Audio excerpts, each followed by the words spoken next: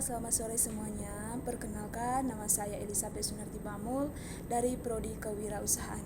Nah, pada kesempatan ini saya mau menjelaskan materi tentang rencana aksi untuk mewujudkan pertumbuhan ekonomi hijau dan kemajuan pertumbuhan ekonomi hijau. Nah, rencana aksi untuk mewujudkan pertumbuhan ekonomi hijau dan kemajuan pertumbuhan ekonomi ini itu rencana aksi yang diusulkan untuk pertumbuhan ekonomi hijau di Indonesia. Didasarkan pada beberapa rangkaian kegiatan yang saling memperkuat untuk mencapai 5 hasil yang terkandung dalam kerangka pertumbuhan ekonomi hijau.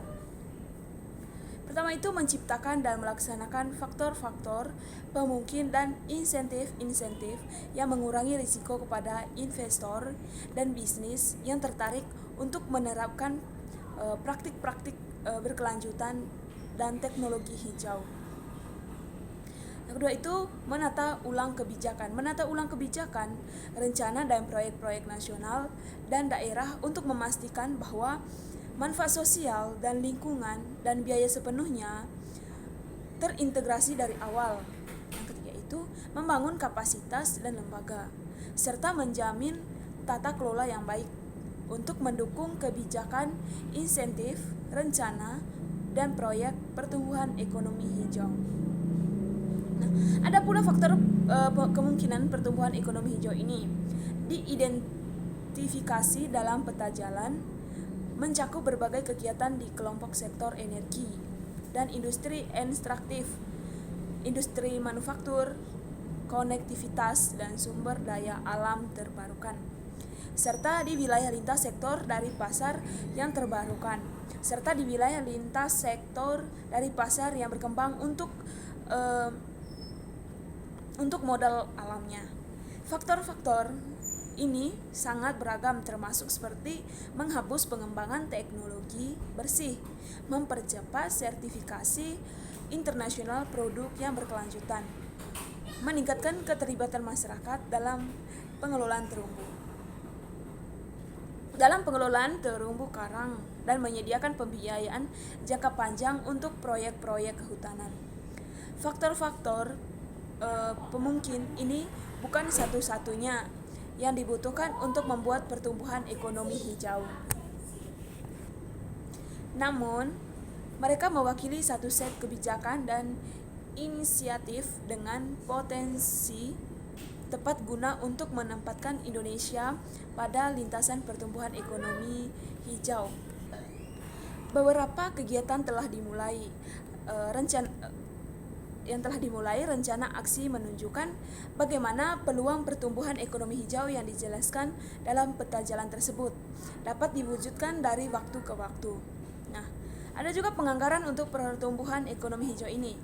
Pertama itu peta jalan rencana aksi pertumbuhan ekonomi hijau berisi 50 aksi, di mana lebih dari 2/3 bekerja melalui instrumen yang memanfaatkan investasi swasta yang signifikan, termasuk pasar, insentif, informasi, dan peraturan aksi-aksi yang dapat diklasifikasikan. Nah, 50 rencana aksi untuk pertumbuhan hijau ini. Nah, kelompok sektornya itu ada energi dan industri ekstraktif, industri manufaktur, konektivitas, sumber daya alam terbarukan, terus pasar berbasis modal alam yang baru. Nah, faktor pemungkin lintas sektor untuk mendorong aksi itu, yang pertama itu ciptakan faktor pemungkin kebijakan dan insentif yang menghasilkan iklim investasi yang konduktif. Yang kedua itu kondisikan kebijakan nasional dan daerah, rencana dan proyek sehingga mereka mengintegrasikan lingkungan dari awal. Yang ketiga itu membangun kapasitas lembaga baik untuk mendukung kebijakan, insentif, rencana, dan proyek yang tepat sasaran. Yang keempat, pengaruh utama GGP ke dalam proses perencanaan lintas sektor. Yang kelima itu melacak dan mengukur kinerja pertumbuhan ekonomi hijau dalam perencanaan kebijakan dan investasi. Nah, faktor jangka pendek untuk pertumbuhan ekonomi hijau ini itu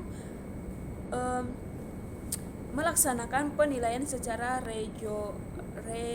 regional untuk menentukan solusi energi yang tepat dan menyelidiki hambatan lokasi untuk investasi dan mengembangkan transfer pengetahuan dan mengevaluasi tarif INN dan menghapus subsidi bahan bakar fosil. Ke-10 itu analisis pilihan untuk gas domestik sebagai bahan bakar perantara. 11.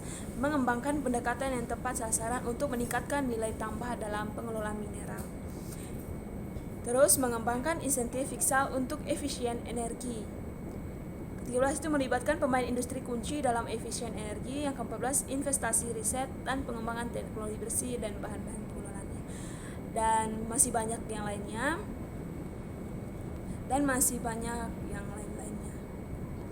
Nah, dalam rencana aksi pewujudan pertumbuhan ekonomi hijau ini ada juga namanya mengkomunikasi pertumbuhan ekonomi hijau. Nah, komunikasi yang jelas sasaran diperlukan untuk membantu pengaruh utama pertumbuhan ekonomi hijau dalam perencanaan nasional dan daerah Indonesia dan untuk mendukung pelaksanaan aksi serta pendekatan-pendekatan yang perlu fokus pada aksi-aksi dan rekomendasi untuk waktu ke waktu dan dikembangkan untuk mencerminkan pengalaman dan kemungkinan waktu untuk perubahan prioritas nasionalnya di masa depan. Di antara pesan-pesan kunci yang ingin disampaikan adalah bahwa pertumbuhan ekonomi hijau mendasari dan memberi manfaat untuk berbagai kelompok masyarakat Indonesia dan mesin untuk mencapai pembangunan berkelanjutan. Strategi komunikasi yang efektif akan membantu memobilisasi sebagai pemangku kepentingan untuk lebih mengintegrasikan pertumbuhan ekonomi hijau ke dalam proses kebijakan nasional dan provinsi. Nah, sasaran komunikasi yang paling penting adalah mengambil keputusan kebijakan dan investasi, baik di tingkat pemerintah pusat dan provinsi, yang kepemimpinannya dan komitmennya diperlukan untuk menciptakan lingkungan kemungkinan yang tepat, termasuk mekanisme peraturan dan fiskal dan proses investasi. Kepemimpinan juga diperlukan dari sektor swasta, masyarakat, dan kepemimpinan juga dari sektor swasta, masyarakat sipil, dan lembaga-lembaga publik, meningkatkan pemahaman dan membangun dukungan untuk ide-ide yang disajikan dalam peta jalan ini akan memberikan landasan yang diperlukan untuk mewujudkan pertumbuhan ekonomi hijau pada skala nasional. Nah, selanjutnya itu keputusan-keputusan dan tindakan-tindakan yang diambil di Indonesia selama beberapa tahun ke depan dapat membangun dasar bagi ekonomi yang lebih hijau, yang lebih berkelanjutan. Infrastruktur yang berumur panjang sedang dibangun dengan cepat dan beberapa ekosistem merusak parah. Untuk mencapai lintasan pertumbuhan yang lebih diinginkan, perlu diambil tindakan dari mulai sekarang agar terhindar dari terkunci dan pola yang merugikan yang dapat membatasi potensi jangka panjang di Indonesia untuk pertumbuhan yang lebih inklusif dan idamkan. Nah, kunci untuk mencapai pertumbuhan ekonomi hijau ini adalah komitmen politik tingkat tinggi dan kepemimpinan, baik itu secara nasional maupun di daerah, didukung oleh masyarakat luas. Ada banyak kesempatan untuk mempromosikan pertumbuhan ekonomi hijau, tapi semuanya memerlukan keterlibatan aktif oleh para kebijakannya yang perlu menjadi pejuang.